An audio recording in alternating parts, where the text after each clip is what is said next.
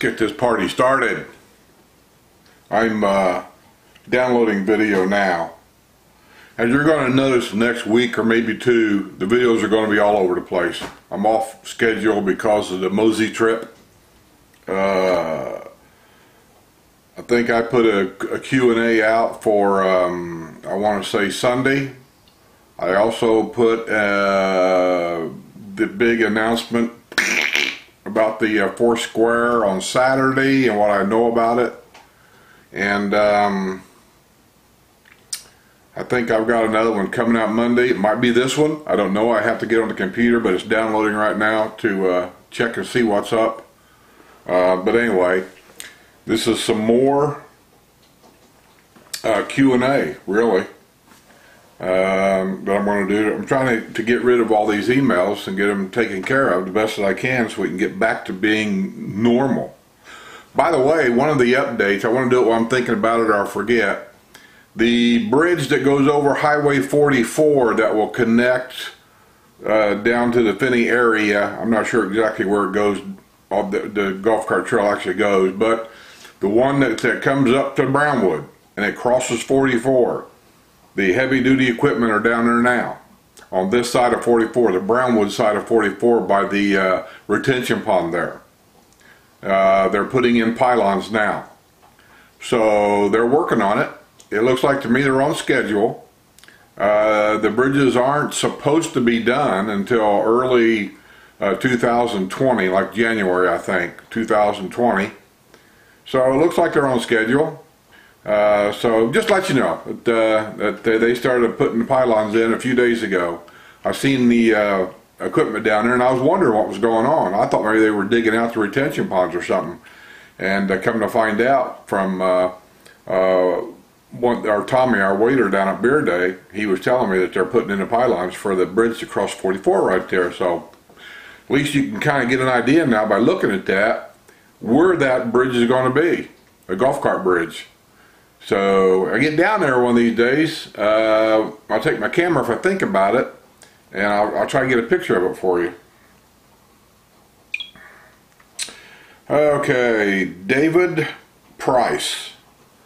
So I'm actively looking for a home in a village and was wondering why there are so many homes for sale in the northern areas of villages than anywhere else. I'm not sure what you mean when you say northern areas. I assume you're talking Spanish Springs area, up in that area right there. It's probably because those people up there are dying. I mean, that's just a fact of life. That is the older area. People up there are probably average in the ages of 80 plus. So as time goes on, they're dying off. And the people that inherited the house, live in Chicago, live wherever they live, they don't want the house. They're still working. So they put them up for sale and get rid of them. That'd be my easiest answer to you. Age is taking effect. I enjoy his his activities that he enjoys is swimming, shooting, bike riding, and whiskey. I'm not sure if those two go together, bike riding and whiskey, or whiskey and bike riding, but I understand what you're saying.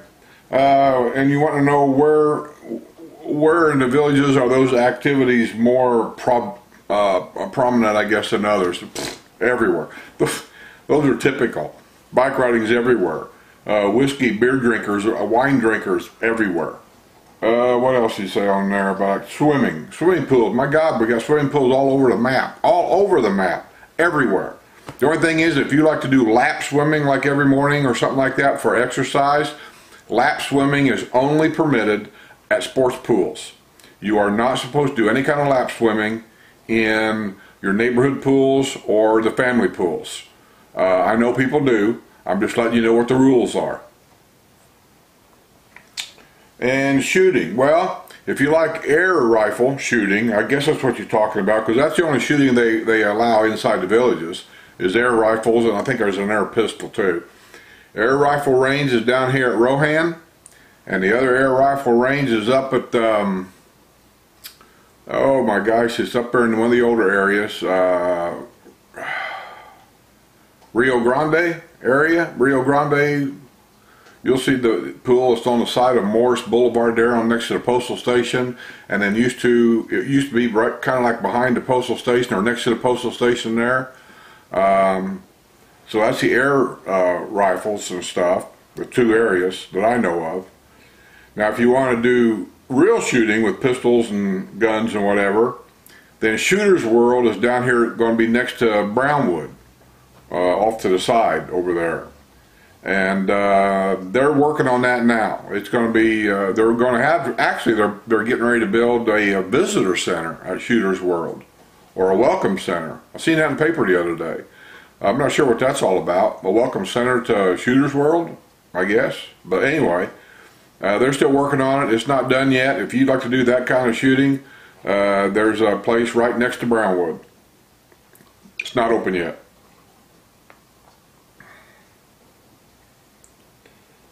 Avram Uval. Oh, meet and greet. Yeah. Meet and greet. Okay. Thought you mentioned me one of your recent videos. Yes, I am staying at Lifestyle Preview plan for 5 nights. Second stay in the villages was on the same plan down by Brownwood 2 years ago. Monday, I thought, yeah. Yeah, I've already called you, Abram. Yeah. Cody's is noisy. I mean, if you want to meet at Cody's, that's all well and good, but I mean, I know you're wanting to ask me and Sue questions and things, and we're more than glad to do that. But I try to pick areas, restaurants that are quieter. Cody's is not quiet. It's very echoey. I don't care what Cody's you go to. They're just noisy. The City Fire's noisy. Trying to think of any restaurant. I don't care where you go. Some of these older people are deaf, and I'm not picking on them. I'm just saying they're deaf. And then one person speaks louder, then the next person speaks louder than that. But next thing you know, it seems like everybody in the restaurant's yelling at one another. And then of course they got these high ceilings, and everything just seems to echo.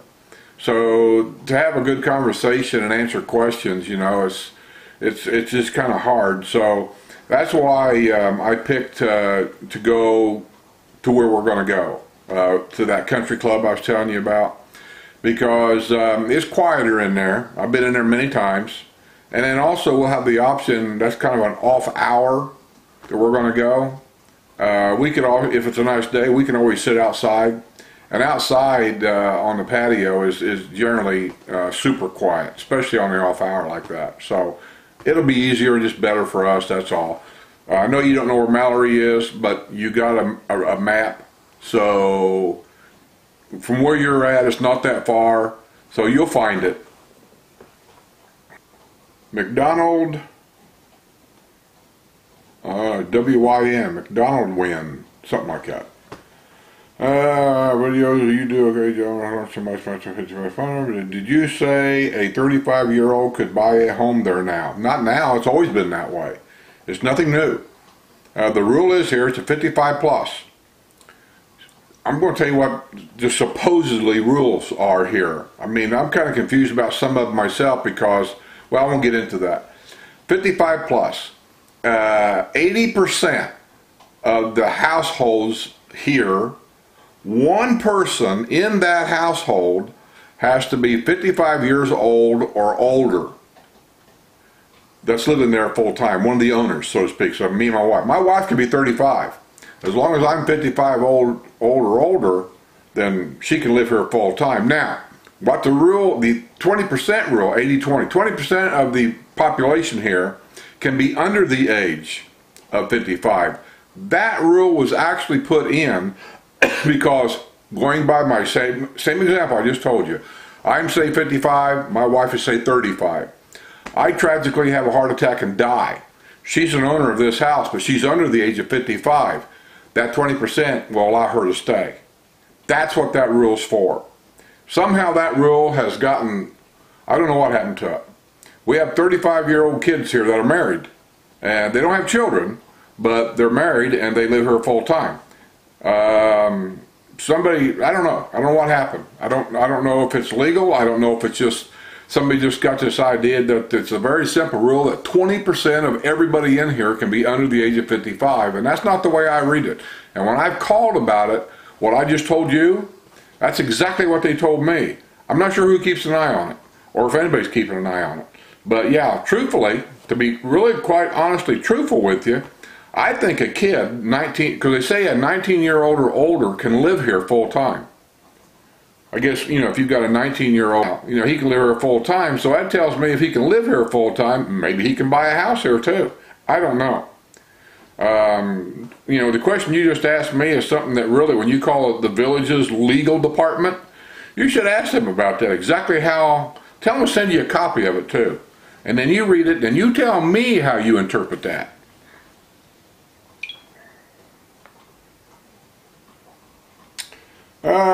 He subscribed. Thank you. Another subscriber. Thank you. Oh, yeah, I got the sign. Are you going to send it to me? Because I'll hang it out there in my lanai. I swear to God I would.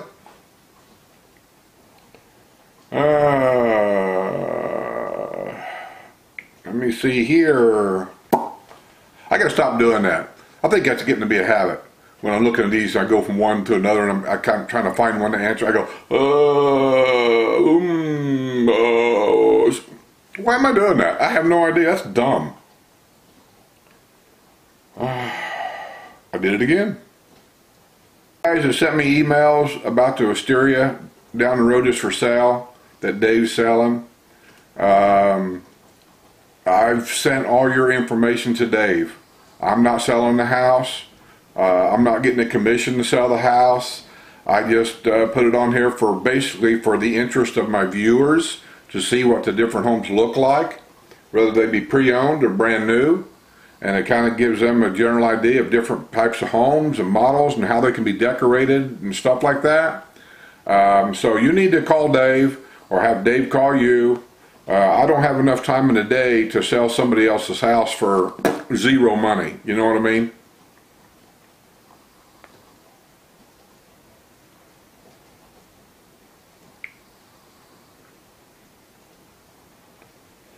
He said to give me the wrong number. Yeah, wrong number. I had the wrong number. Dave changed his phone number, didn't tell me.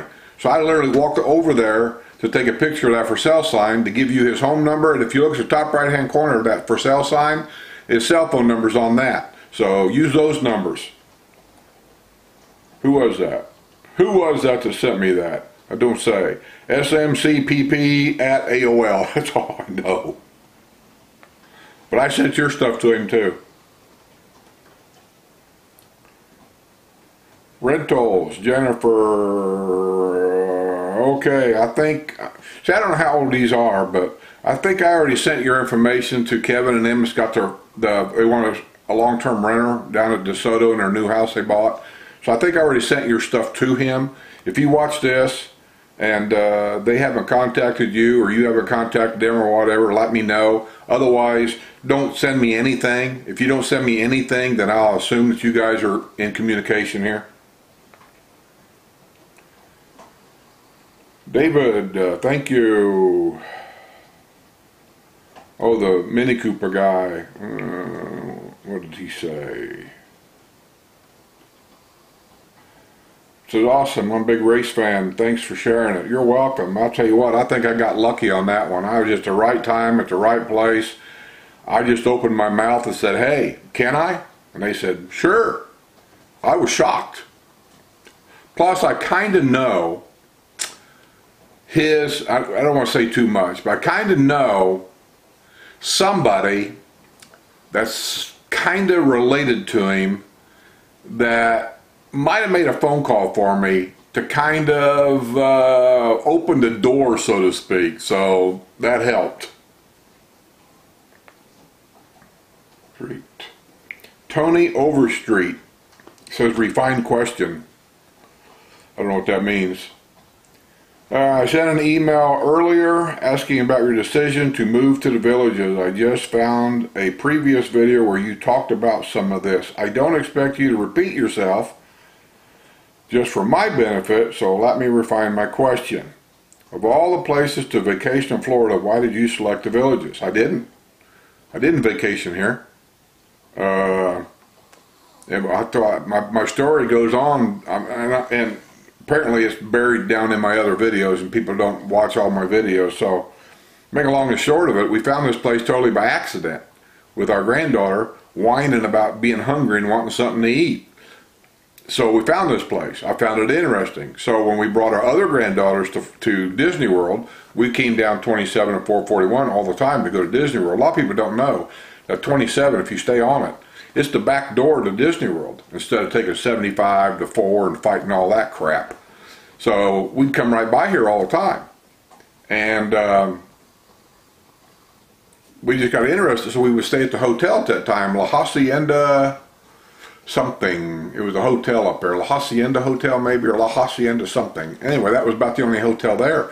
And it was a very nice hotel. We'd stop there for a rest, because after a 15-hour drive, you know, daddy's pooped. And so we would stop there and we'd all take an afternoon nap. Then we'd walk down to Spanish Springs to get a bite to eat. And that's when we noticed the music, you know, and all that stuff. We just started going there.